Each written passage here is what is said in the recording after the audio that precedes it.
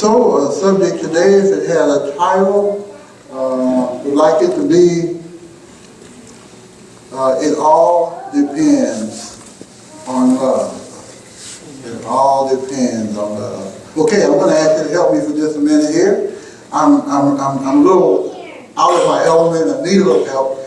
Could you please look to your neighbor, someone right next to you, just maybe, just me, not me now, not me, your neighbor, and look them in the eye, give them that beautiful Sunday morning smile. Now things are brightening up already. And say to them, say, if you would please, if you feel like it, say, neighbor, oh neighbor, whatever it is we're going through, remember it all depends on love. All right, thank you very much. I appreciate that. Thank you. All right. You know how much that helps me. I said that. It just means more on my left than on my right.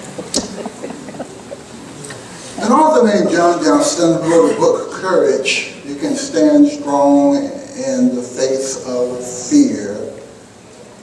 Tells the story of a young man named Ted Stollard, who, when he was in the 5th grade, was a very underproductive young man. He was very sloppy in appearance, expressionless, unattractive. His demeanor and appearance was they were not, and his performance were not inconsistent with records and reports that were showing up. In the 1st grade, the report was that Ted showed promise in his work and attitude, but had a poor home situation. In the 2nd grade, Ted could do better, but mother is seriously ill and he received little help from home.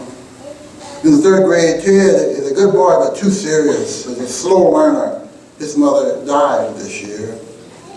In the 4th grade, Ted is very slow but well behaved, but his father shows no interest whatsoever. Even his teacher was beginning to see and pull out the negative out of these reports, and seeing this behavior and these patterns of behavior that was so negative, and seeing his performance being poor in school, and she was so ready to pull out her red pen and mark X's by all of his wrong answers. He was giving them tests and exams and quizzes. Ted was labeled. He was aiming on target to become labeled as a kid without promise, as a kid who was slow and behind and not going to do well, and with a poor outlook for his future. And a teacher, Miss Thompson, was her name. She said, well, he's in my class now. I have to deal with him. But everything changed one Christmas. When there was a custom, I love the sound of children in church because it is the hope of our future. Amen. Isn't it beautiful? So at Christmas, the custom was for them to bring gifts to the teacher. And they would all, at a time of class, the teacher would call all the children together, and she would say, it's time to open the presents. And she would open them, and the children would crowd around the table to see the presents being opened, and they wanted to, just to see what the gifts would be, and they opened, and they got around to Ted's little gift. It was rough, it was rugged, it was wrapped in newspaper with maybe masking tape. It didn't look very attractive. But as soon as she opened it and looked inside, there was this little, this used old bracelet with some of the trinkets missing, just barely tied together, and some old cheap perfume that was half empty, a bottle half empty, and all the kids began to snicker and laugh a little bit at Ted, But the teacher silenced them by taking the perfume and splashing a little on her wrist, and she put the bracelet on, and the kids kind of quieted a little bit, and okay. And when this period was over, at the end of the class, Ted came up to her and said, Miss Thompson, you sure smell good. You smell just like my mom. And I see you have a bracelet on, and Miss Thompson, I want to thank you for accepting my gifts. I'm glad you like my presents. He turned around and he left. And from that time on, Miss Thompson, she just got down on her knees. She began to cry and began to reflect. She got to really thinking, you know, I didn't pay enough attention to this young boy. His mother passed away. She's been sick for a long time. His father was not very supportive of him. He's been having a hard time. They've been dealing with poverty. He's been suffering from a lack of love in his life. She prayed and asked God to forgive her for being so insensitive. And she returned to school the next day, a changed teacher. Her theme, what she was all about now, was going to be love. She was going to love her students as she taught them. Especially the slow ones, especially Ted. And immediately it made a difference in his performance. He was changed. He turned around. His grades got better. His performance got better. And all of this change, this whole transition occurred because of one thing. It all depended on one thing, and that was love. Likewise, Jesus, in this passage we just read, he was something like in a classroom. This classroom was filled with religious leaders, the Sadducees and the Pharisees, and they were leaders of the law there present, and they were trying to give him a test to see if he would fit in their class as religious leaders of the religious established order of the time. Jesus, something like Ted, was outside of the norm. He did not fit in any of the patterns. His way of being in ministry, his way of serving was a way that affirmed. It included those who were lost, those who had been outcast, those who had been cast aside. And it was not exactly the way the religious structure and order was going. And so the test to him was to try to call him out a little bit, to try to test his authority, to challenge him. He was not functioning or operating as the norm in the class. And so the test would be to challenge him on the law, on the Old Testament law, to see the Old Testament commandments, to see what was the greatest. They thought they would lure him into picking one over the other, or the semantics of the laws. Maybe perhaps get him to catch him on some error he might make in trying to explain himself, and realizing that perhaps there had to be something wrong with him because he was not like them. Jesus, as always, he turned the table. He passed the test. Because what he did was, he cut to the chase. He did not deal with the semantics of the particular laws and the primacy of one over the other. He did not deal with that. He dealt with the foundational, the purpose and the function, the essence, the basis of what these laws were all about. And that was about God's love. Yeah. All of these laws, all the commandments were about love. To love God with all our heart. In other words, the commandments that we live by, that we order our lives by, are based upon our love for God. And then we live these, we express this love as we share the God's love with others. Kind of like a lot like Wesleyan theology. It's sort of like a personal holiness manifesting itself in a social holiness. Hallelujah. That one just came from blood. I didn't have that.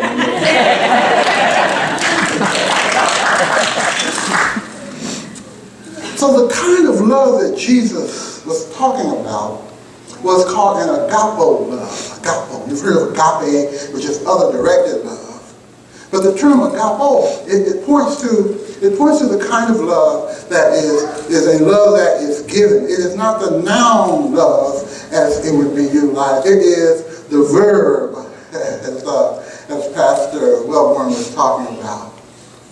It is a love that is given. It is the action of our love. It is the love that is extended. And to say that all of the law and all the prophets is based upon this kind of love, it is major. Because what he is implying here is that how God wants to order all of our society and all of our interactions and relations together is based upon not love as an item hanging on a wall, but love through our actions. Love that is extended from us to us toward others. A perfect children's sermon that illustrated a kind of love that is shared and given toward others, extended toward others. And this got me to thinking about this whole idea of this kind of love. It permeates our being. It's what we're all about. We were created in God's image. And if you think about the description of who God is, all through Scripture, you come to a point where God is described as love. God is love. And so love is what we are about. Love is what is in our makeup. The ability and the capacity and the propensity to love is in there. It's down in there. It is a part of what we are all about. Stands the reason then that it's so easy for us to come together, to be drawn together in many and various ways. So I think about that. I think about what we are now as a community of faith, of love, as the church. And I think about what we're about. It all depends on love. We have an organizational structure. We have a budget. We have a plan. We have a mission statement. It's all about love. So the United Methodist Church, our mission is to make disciples of Jesus Christ for the transformation of the world. Right? Some of you have heard that. Maybe, perhaps. I know you have a mission statement here at the church as well. But what I'm trying to get at is the only way to make those disciples is by sharing God's love. God's love, it permeates all that we are about. And then Henry Nouwen, a renowned author and writer on religion and spirituality, he stated this one time. He stated that the mystery of this ministry is that we have been chosen to make our own limited and very conditional love the gateway for the unlimited and unconditional love of God. So sometimes it gets hard. It gets hard to really love fully. There are some limitations sometimes. We challenge and we struggle with that. Yes, we do. But that is what the means of grace are all about. That is when we come together and we worship and we build one another up. We study and we learn about God's Word.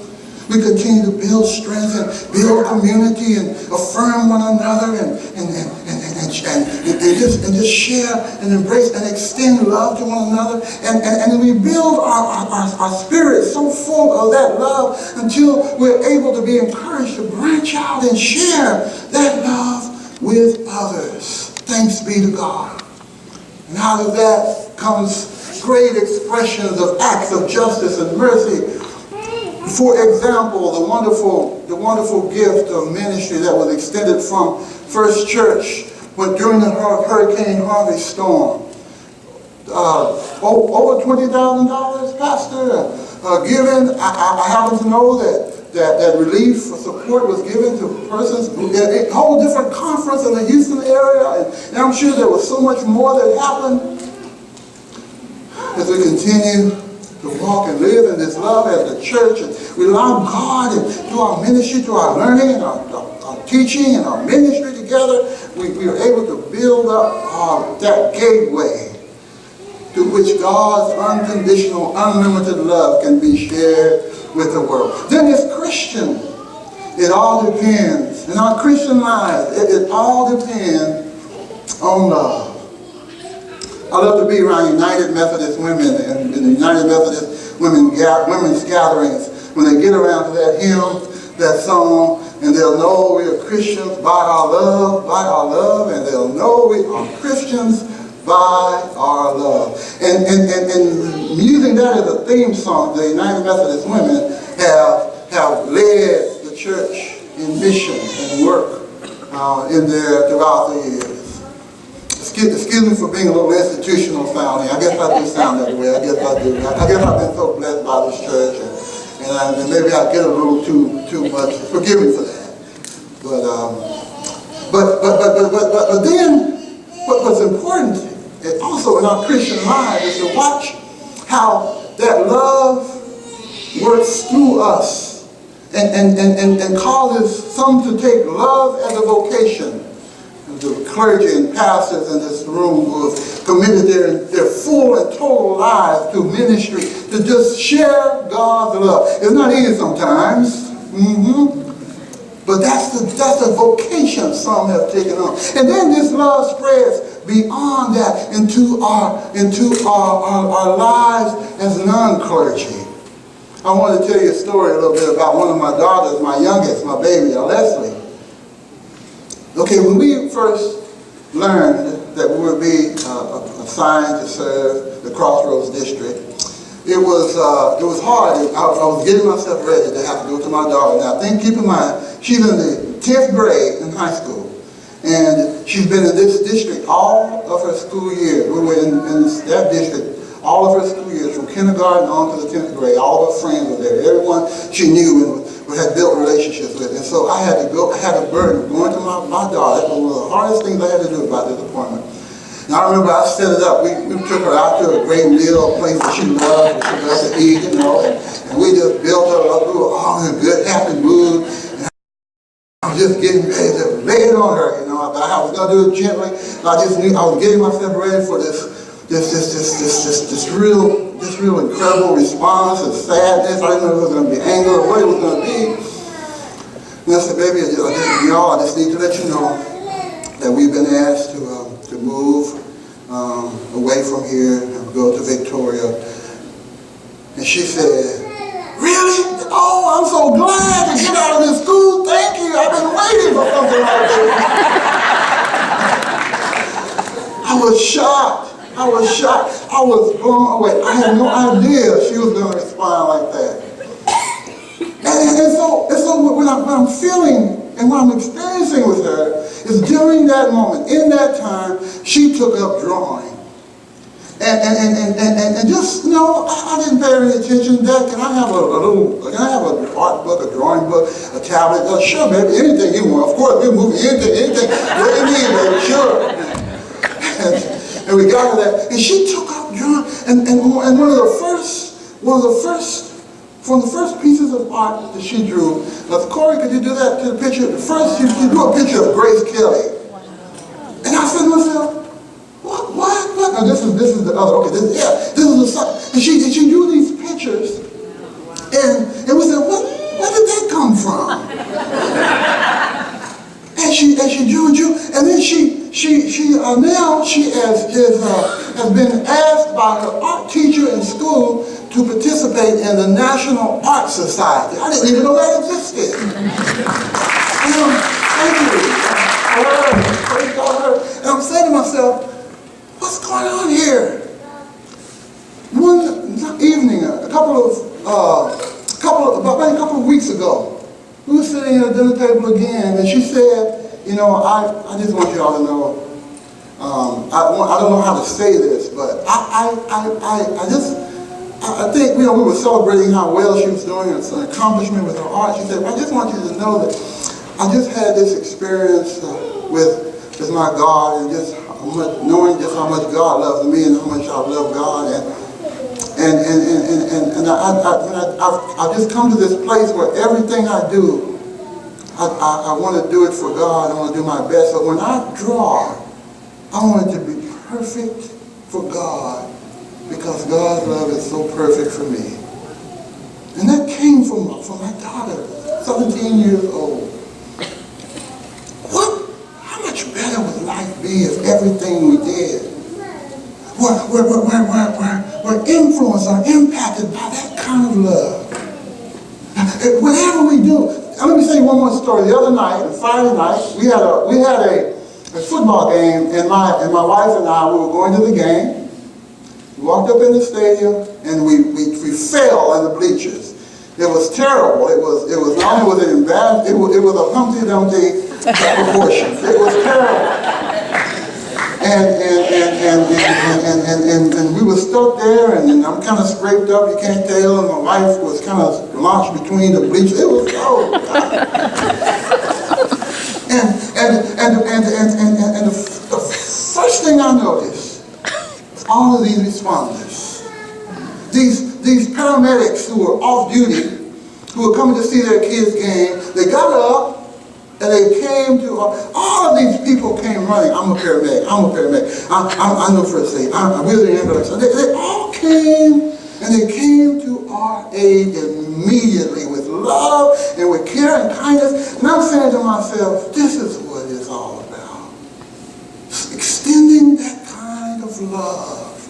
Sharing that agape love extended out toward others. You know, I think that this kind of love and that we're talking about, you know, that it bonds us in all of our relationships.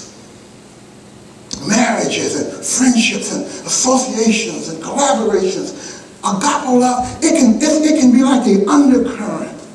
When we're married and in our relationships, our marriage relationships, you know, sometimes it can occur that the candle doesn't burn the same way that it burned when you first met. It burns, but it burns differently. But the need to extend love, acts of kindness and goodness toward one another, to do good deeds, to take care of your loved one. Those meetings that occur that when your business associates, you go out for lunch or something, and the connections we make and the good deeds we do for one another, all of that helps to seal our relations with one another in a way that goes deeper than the associations that connect to us otherwise. Sometimes that love is tough love. Am I right? You know what I'm talking about, right? It's hard sometimes. Sometimes we've got tough decisions to make, and they're painful. And some of the most difficult times in my life have been when I've had to tell somebody something that was going to change their life. I was going to take something away from them or put them in a different place where they did not want to be. And I agonize and I'm so painful over that. But I know that if something doesn't change, this is not going to be good for them. It's tough love, and it's painful, and it hurts. But then I've gotten glimpses for those difficult times. I've gotten glimpses of how that has opened up their lives and opened up new possibilities and new avenues for them. And as hard as it is, as difficult as it is sometimes, when you don't know what to do, when the love is not returned, when it's met with anger and it's met with resistance, we're still called to love. Pastor in Fort Worth, Texas, I'm hurrying up to my finish, told a story about a time he walked outside of his urban downtown church and saw a man laying on the ground. He was inebriated. He was drunken perhaps from the night before. It looked like he may have been robbed or something happened. He was bloodied all over the place. Blood was everywhere. And he lay there unconscious. And the pastor went to try to extend love to him to see how he was doing. I don't know, there have been times I've seen situations like that and been in them, and I'm not sure I would have stopped like that. The pastor went and attended to him and looked at him and I began to recognize that this was the son of one of the members of the church. He picked up the young man in his arms and carried him to the door of the young man's mother and knocked on the door, and the mother opened the door in her beautiful white pristine apron and just dressed, and she was really nice about her chores in the house, and she didn't say anything. She recognized her son. All she said was, bring him on in. Take him in here to my bedroom and lay him on my bed. The mother sat where his head lay, picked his head up and put it on her lap. And she said, you dear child, you wouldn't let me love you when you were sober, so I'm going to love you now. Love. sometimes it's tough. But Paul said love is patient in 1 Corinthians chapter 13. Love is kind. It does not envy. It is not boastful, arrogant, or rude. It does not insist on its own way, but it does not rejoice in wrongdoing, but rejoices in truth. It bears all things, believes all things, hopes in all things, and endures all things, and it never ends. Just like God, who is from everlasting to everlasting, that is what love can be for us too. St. Augustine, the great theologian from the early centuries, he said, when we are filled with love, we are filled with God. Love is so very special.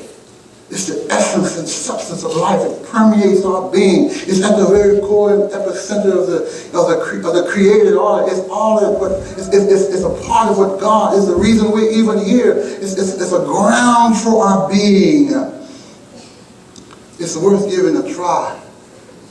Whatever it is we're going through, however hard it is, however difficult it is, whatever that someone or that something or that some situation, whatever is going on with it, it's worth plugging into, giving that one extra effort, giving that love a try, because you never know. When you open up the doors of windows, you never know how love is going to come back to you. That's what happened with Ted. Remember Ted Stoller? The teacher, Miss Thompson, hadn't heard from him in years. Finally, she got a letter. And it was a letter from Ted. And Ted said, "Hello, Mr. Oliver.